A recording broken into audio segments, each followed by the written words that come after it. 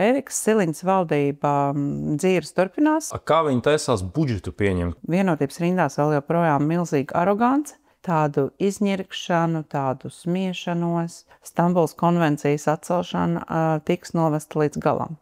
Ja tu esi pret konvenciju, tad tu atbalsti vardarbību.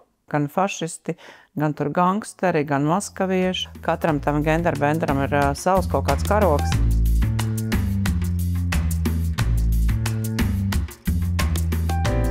Linda, es domāju, daudz cilvēks pēdējās dienas uztrauc tikai viens jautājums. Cik šobrīd stabila ir Ērikas Siliņas valdība? Ļoti nestabila.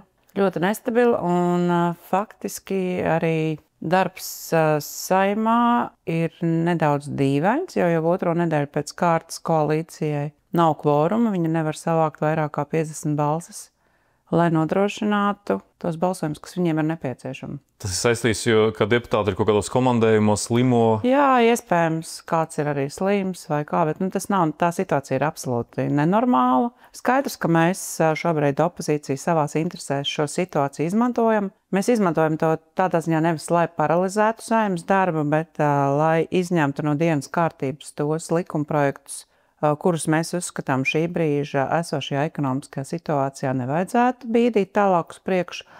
Un tie ir tieši saistīti ar zaļo kursu. Ieviešot šādas vai tādas jaunas lietas, būtu jāpatērē milzu līdzekļi, un tas atstātu nopietnu iespaidu uz mūsu ekonomiku. Un šobrīd, kad ir jākoncentrējas uz aizsardzību, Latvija to vienkārši nevar atļauties. Tāds ir mūsu ieskats, ir apņēmība tērēt militārajā vajadzībām un aizsardzībai 5%, tad no kaut kā ir jāatsakās. Ērikas Siliņas valdība dzīves turpinās, atteikšanās nenotiek, ne no kā. Kā viņi domā dzīvot tālāk, man īsti nav saprotams. Tas, ko es redzu, ir vienotības rindās vēl joprojām milzīga arogance. Es nezinu, iespējams, varbūt, ja kāds psihologs pavērotu, kā viņi uzvedas Saeimas sēžu zālē, publiskās kaut kādās diskusijās. Iespējams, tā ir kaut kāda tāda sava veida aizsardzība, bet es redzu milzīgu aroganci, tādu izņirkšanu, tādu smiešanos. Visu laiku kaut kādi tādi, izsaucieni, protams, skaisti izsaucieni vairāk, ne tikai mūsu virzienā, bet vispār opozīcijas virzienā izsaucieni Krievija, Kremlis, Putins, un saprot, vienkārši man liekas, kas notiek? Tiešām jums nedalēts, ka kaut kas nav kārtībā, jums nepielēts, kad šī valdība ir viss nepopulārākā, kāda vispār jebkad ir bijusi. Man, godīgi sakot, sirds pilna, skatoties uz to, kā vienkārši, kas notiek, vai pareizāk sakot, kas nenotiek.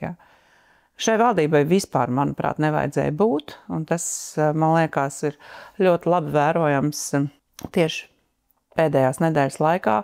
Ērikai Siliņai nevajadzēja kļūt par premjeri, viņa nav spējīga vadīt valsti tik nopietnā laikā, kāds ir šobrīd.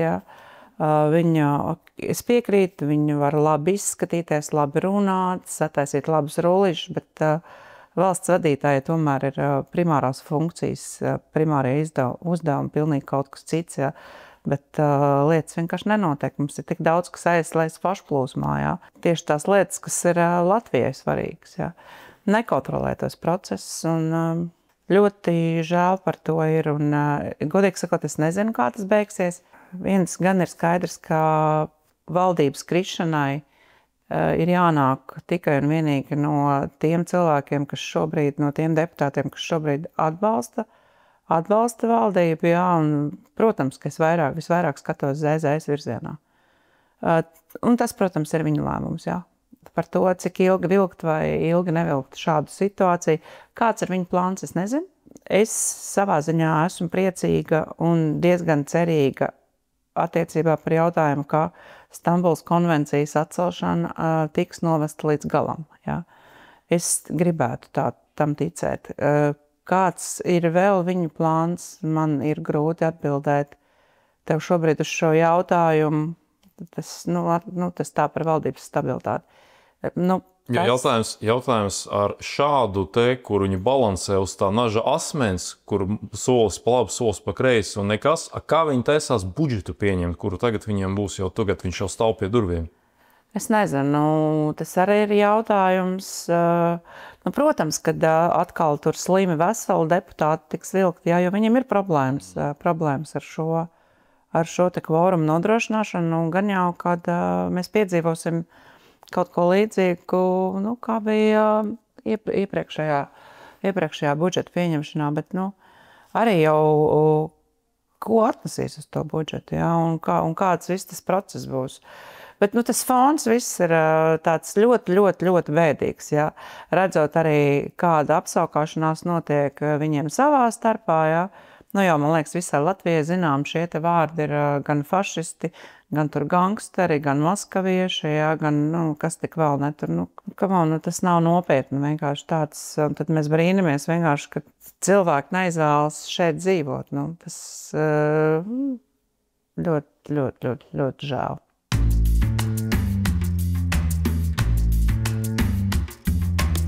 Redzat, jau pieminēja Stambulas konvenciju, un šodien tāds instants notikums bija, kā tu bieži viņus mini, visādi dažādi genderi-benderi mums pie Saeimas protestēja par to, ka nevajag Latviju izstāties no Stambulas konvencijas, un tas, ko es no tiem izsaucieniem saklausīju, ir tas, ka, ja tu esi pret konvenciju, tad tu atbalsti vardarbību. Tās ir pilnīgas muļķības.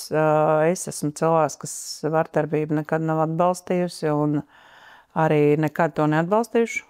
Savā dzīvē es esmu pietiekami daudz pati saskārusies ar dažādu veidu vardarbību, gan fizisku, gan arī emocionāli. Tādēļ es diezgan ar veselo saprātu varu novērtēt, kas ir tās lietas, ar kurām var ierobežot vardarbību, un kas ir tās lietas, ar ko nevar.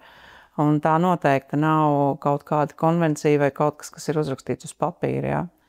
Kas man šodien pārsteidza, tas patiesi man nepārsteidz, man tas pilnīgi nepārsteidz, bet tas vēlreiz tikai bija kā apliecinājums tam, ka šī konvencija nav ne par sievieti, ne par bērnu, jo pretējā gadījumā es būtu gribējusi, lai būtu daudz vairāk māmiņas ar bērnu ratiņiem, ar bērniņiem, vai vienkārši būtu ļoti daudz sieviešu. Šeit šodien pie Saeimas tā vietā es redzēju diezgan daudz nenobriedušus prātus. Es redzēju šos te karogus, kas ir, es nezinu, kā, tur bija ne tikai varavīksnes, protams, arī bija varavīksnes, un tad es nezinu, vēl tur kaut kāda, kas tur... Gaišs rozais, tas man tā liekas ir transpersonu karogs. Nezinu, man godīgi sakot, es neinteresējos, jo iespējams, ka tur katram tam genderbenderam ir savs kaut kāds karogs, neņemiet ļaunā, bet Stambulas konvencija nav par vardarbību, Stambulas konvencija ir tieši šī te transpersonu viena no mantras sastāvdaļām, un tā mantra ir Stambulas konvencija, partnerattiecības, viendzimuma laulības un tā tālāk. Pieņemiet manu viedokli. Es nekad dzīvē nedomāju, ka es saukšu sev par konservatīvu šajos jautājumus. Acīm redzot, ir pienācis laiks. Jā, es esmu konservatīva. Es domāju savādāk. Teicu, kas ir interesanti, mūsu kolēģis Māris Mežals, viņš parādīja šai konvencijai un ne tikai tādu jaunu dimensiju, tā ir naudas dimensija, par to, cik dažādas organizācijas visas šīs konvencijas ietvarā saņem naudu, jo tur tajā konvencijā taču viens no punktiem, ka valstī ir jādod nauda visādiem dažādiem pasākumiem. Jā. Man es vispār esmu diezgan tāds labticīgs cilvēks dzīvē. Ļoti negribētos apšaubīt šo cilvēku patiesos mērķus, bet, diemžēl mēs redzam, ka cipari runā pilnīgi pretējo, Man te būtu jāuzdod, retorisks jautājums, kā daudz bērnu māte vispār var runāt, pieņemsim par kaut kādiem tur dzimumu maiņas operācijām, vēl kaut kas, man dažreiz liekas, ka man cilvēki, kas jums ir galvā vienkārši.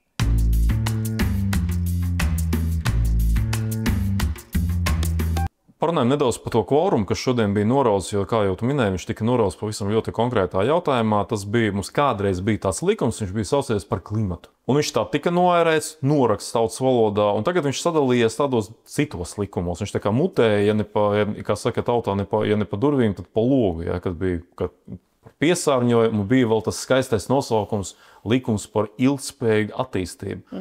Ok, viņi to kvorumu nesavāc, bet viņi varētu arī savākt tuvākajā laikā šo kvorumu. Protams, jā, tas ir tikai laika jautājums. Bet tagad jau ir nevis tur tie visi tie cēlē mērķi. Šodien jau parādījās atkal jauna retorika, un es saprotu, arī bija tur arī šorīt no rīta vēl pēdējais mēģinājums bija sasaukt komisijas sēdi, kur deputāti tika biedēti ar uzskatām materiāliem, kādas tur milzīgas mums tikai sankcijas tagad nebūs jāmaksā. Jā, ja nemaldos, bija kaut kas apmēram pat nosaukts kaut kāds 500 miljards, par saistībām, kuras ir uzņēmusies iepriekšējā, man liekas, vienot sakot, vienotības valdība vai kaut kas. Draugi mīļie, šitās saistības, kuras patiesībā, ja mums ir tik nenormāli daudz cilvēku strādā Eiropā, tad kur tad ir tas Latvijas valsts interešu lobijs, kad mums kaut ko mēs varētu nedarīt, nevajag visu uzņemties, kā visu laiku skrienam vilcienam pa priekšu, Iespējams pastāstīt, ka šobrīd nav īstais laiks, lai vienu vai otru kaut kā tur to klimata mērķi vai vēlns viņi zina kādu vēl tur zaļā kursa mērķi realizētu, Varbūt vēlāk, un vai kāds vispār ir pareiķinājis no šo te saistību uzņēmējiem, cik šādas te saistības nākotnē izmaksā Latvijas ekonomikā. Tas, ko es esmu dzirdējis, cipru 10 miljardi. Šodien deputāti, teiksim, arī tos apgrieztos ciparus mēģināja stāstīt. Tā kā, ja tu prasi par kvorumu, tad skaidrs, viņi sagaidīs, ka būs viņiem tas kvorums, viņi to bīdīs cauri. Kādas būs sekas, to mēs redzēsim. Kas man šajā brīdī man nedaudz pārsteidza, atkal mēs tā kā opozīcija varējām apvienoties ar tiem pašiem zaļiem zemniekiem, bet tieši tie visi klimata mērķi, taču lielā mērā tieši arī skara to visu zemniecības nozari. Kāpēc zaļie zemnieki par to visu gatavi balsot? Nezinu, tas tev ir jāpras viņiem. Mēs šobrīd izvēlamies pozīciju, kā skaidrs, ka tur noteikti var arī atrast kādu labu lietu, bet mēs izvēlamies vienkārši neiet to ceļu ierastu.